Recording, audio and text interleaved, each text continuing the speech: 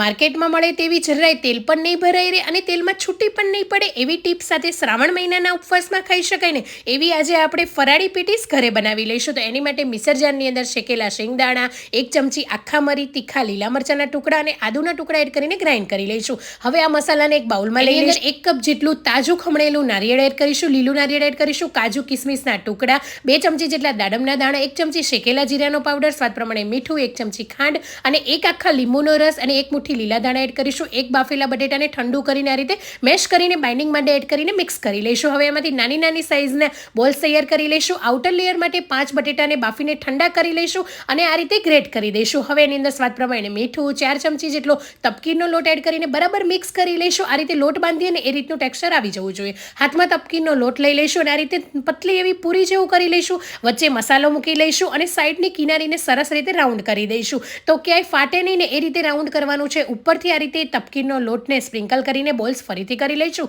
તો એકદમ મસ્ત મજાના બધા જ આપણી ફરાળી પેટીસ તૈયાર છે. હવે તેલને કડાઈની અંદર એડ કરી દઈશું અને તેલ ગરમ થઈ જાય ને એટલે એક પછી એક પેટીસને એડ કરતા જઈશું અને કડાઈમાં સમય એટલી પેટીસ એડ કરીશું. બંને સાઈડ સરસ એવો કલર આવે ને ત્યાં સુધી તળી લઈશું. તો તમે જોઈ શકો છો મસ્ત મજાની ક્રિસ્પી અને ગરમા ગરમ એવી પેટીસ તૈયાર છે. હવે આ પેટીસને ઓડી પેપર પર કાઢી લઈશું અને ગરમા ગરમ પેટીસને તીખી, ખટ્ટી, મીઠી ફરાળી ચટણીઓ સાથે સર્વ કરીશું. તમે પણ બનાવીને ટ્રાય કરો. Thank you.